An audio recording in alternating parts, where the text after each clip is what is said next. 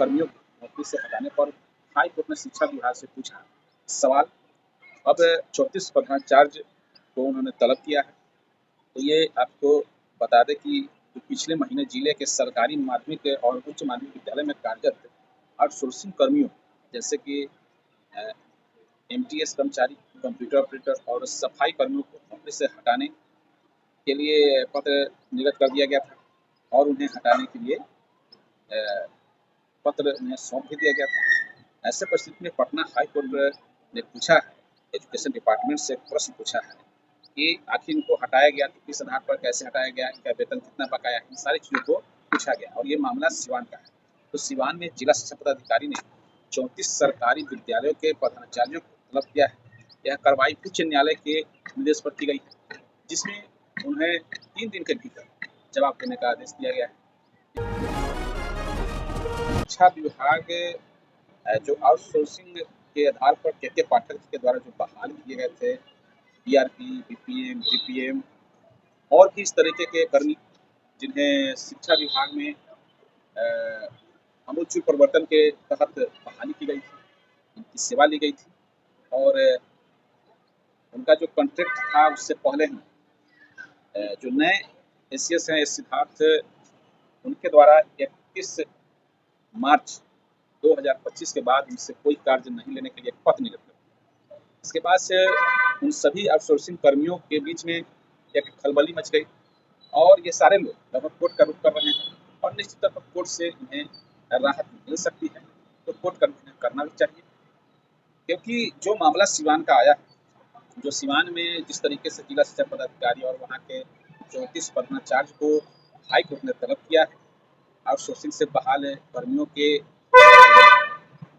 मामले में, उसी तरह से जब इस मामले में भी केस हाई कोर्ट में बहुत सारे कर्मी जो हैं कर रहे हैं, ऐसे परिस्थिति में उनका पक्ष हो सकता है कि मजबूत हो और जो पुनः सेवा में बहाल हो सकते हैं। तो ऐसे परिस्थिति में आउटसोर्सिंग कर्मी को कोर्ट का रुख जरूर करना चाहिए और उन्हें अपनी जो बहाली है या फिर कहे कि उनकी जो नियुक्ति है उसको अस्थायी करवाने की ओर प्रयास करना चाहिए।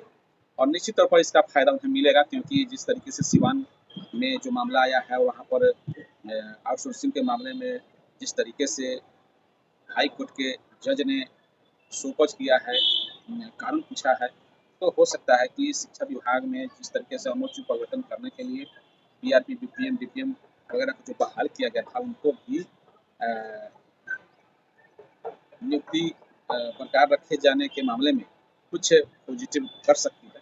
तो निश्चित तौर से आवाज़ उठनी चाहिए और बिहार सरकार को भी सोचना चाहिए, जब किसी से आप कार्य लेना शुरू करते हैं तो फिर उसे बीच रास्ते में ही बिना कारण से उन्हें निकाल देना, बिना कारण से उन्हें बाहर कर देना कहीं से भी उचित नहीं है। तो ऐसे परिस्थिति में आउटसोर्सिंग कर्मियों को पुनः बहाल किया जाना चाहिए और उन्हें राहत दिया जाना चाहिए, क्योंकि वे सभी नवयुवक हैं और निश्चित रूप से लेकिन थोड़ी सी उन लोगों में जो कमी है वो है कि एग्रेसिव थोड़ा ज़्यादा होते हैं और जो शिक्षकों को तंग करने का थोड़ा सा वो काम ज़्यादा करते हैं। तो समन्वय बना करके काम करने की आवश्यकता है। अगर समन्वय बना के काम करते हैं तो शिक्षक भी उनका सहयोग करेंगे इस मुद्दे में। तो निश्चित रूप से जो मामला है आप ये समझिए कि क्या कुछ मामला है और सिवान से जो मामला निकल के आया है उस मामले पर जो फायदा मिला है वो फायदा आपको मिलेगा। निश्चित तौर पर आप कोर्ट करेंगे। फिलहाल मार्च के बाद उनसे काम नहीं लेने का एक पत्र जारी हुआ, उसके बाद से हड़कंप मच गया और जितने भी आउटसोर्सिंग से बहाल कर्मी हैं वे सभी लोग कोर्ट का रुख कर चुके हैं। ऐसे परिस्थिति में ये केस कहीं ना कहीं उनको सपोर्ट देने में काम करेगा, जिस तरीके से ये मामला उजागर हुआ है। हालांकि ये मामला माध्यमिक विद्यालय और उच्च माध्यमिक विद्यालयों में जो कार्यरत आउटसोर्सिंग कर्मी हैं जैसे कि एटीएस कर्मचारी, कंप्यूटर ऑपरेटर और सफाई कर्मियों को नौकरी से हटा दिया गया था और वे कोर्ट का रुख कर लिए थे। ऐसे परिस्थिति में जो शिक्षा विभाग में बीआरपी, बीपीएम ये लोग कार्य कर रहे हैं उन्हें भी कोर्ट से राहत मिलने की उम्मीद अब बढ़ गई है, क्योंकि जो स्थिति बनी हुई है, ये क्या मामला है, हाई कोर्ट ने क्या कुछ इस पर कहा है और शिक्षा विभाग से उन्होंने पूछा है कि आउटसोर्स कर्मी की नियुक्ति कब हुई। पटना हाई कोर्ट ने सुनवाई के दौरान शिक्षा विभाग से पूछा कि आउटसोर्सिंग कर्मी की नियुक्ति कब हुई और उनका बकाया वेतन क्या है। इसके साथ ही सभी प्रधानाचार्यों को संबंधित दस्तावेज के साथ उपस्थित होने का निर्देश दिया। इधर इस पूरे मामले पर जिला शिक्षा पदाधिकारी राघवेंद्र प्रताप सिंह ने मीडिया से कुछ भी बताने से इनकार कर दिया। इस घटनाक्रम ने शिक्षा विभाग में हलचल मचा दी और उच्च न्यायालय के निर्देश के अनुपालन के लिए संबंधित अधिकारियों को तत्पर रहने की आवश्यकता बताई है।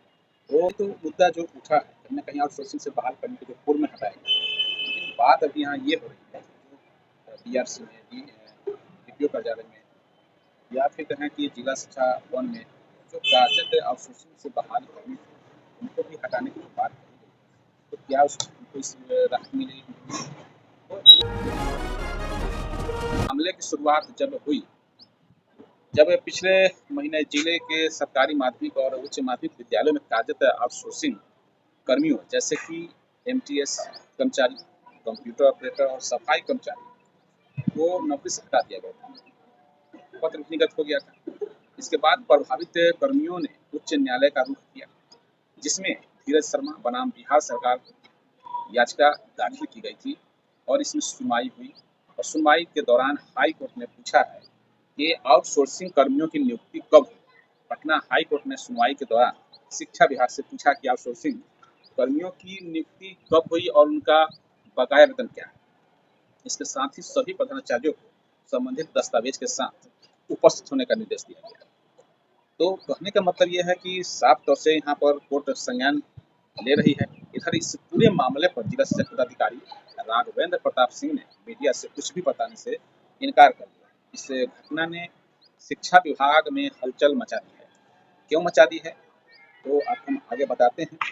और उच्च न्यायालय के निर्देश के अनुपालन के लिए सभी संबंधित अधिकारियों को तत्पर रहने की आवश्यकता बताई है। इन प्रमुख विद्यालयों के प्राचार्य को बुलाया गया था और साथ में साथ जिला शिक्षा पदाधिकारी को भी। तो राघवेंद्र प्रताप सिंह ने इस मामले में त्वरित कार्रवाई करते हुए 34 विद्यालयों के प्रधानाचार्यों को तलब किया है। 34 में से इन प्रमुख विद्यालयों के प्रधानाचार्य को बुलाया गया था। उसमें से जो शामिल हैं उनका हम आपको बता दें कि विश्वेश्वर उच्च विद्यालय हरिपुर, उत्क्रमित विद्यालय भागल, उमा उच्च विद्यालय पचरुखी, इंटर कॉलेज प्रेमचंद उच्च विद्यालय सरारी, गोपाल प्रसाद हाई स्कूल। तो इन प्रमुख विद्यालय के प्रधानाचार्यों को बुलाया गया था और इस संबंध में चर्चा की गई थी। लेकिन मुख्य मुद्दा ये है कि आखिर इस माध्यम से हम आप लोगों को बताना ये चाह रहे हैं कि जिस तरीके से इस मामले में कोर्ट ने संज्ञान लिया है और पूछा है विभाग से, तो इसी तरीके से अब शिक्षा विभाग जो आउटसोर्सिंग के आधार पर के पाठक के द्वारा जो बहाल किए गए थे बीआरपी, बीपीएम, डीपीएम और भी इस तरीके के कर्मी जिन्हें शिक्षा विभाग में आमूलचूल परिवर्तन के तहत बहाली की गई थी, इनकी सेवा ली गई थी और उनका जो कॉन्ट्रैक्ट था उससे पहले ही जो नए एसीएस हैं सिद्धार्थ, उनके द्वारा 31 मार्च 2025 के बाद उनसे कोई कार्य नहीं लेने के लिए पत्र निर्गत किया। इसके बाद से उन सभी आउटसोर्सिंग कर्मियों के बीच में एक खलबली मच गई और ये सारे लोग लगभग कोर्ट का रुख कर रहे हैं और निश्चित तौर पर कोर्ट से इन्हें राहत मिल सकती है। तो कोर्ट करना भी चाहिए। इस वीडियो में इतना ही। वीडियो में कैसा लगा आप लोग को तो कमेंट के माध्यम से बताइएगा और निश्चित तौर से अपना बहुमूल्य कमेंट जो है जरूर कीजिएगा। साथ ही साथ चैनल पर नए हैं तो चैनल को सब्सक्राइब कीजिएगा और वीडियो को शेयर कीजिएगा। धन्यवाद। जय हिंद, जय भारत।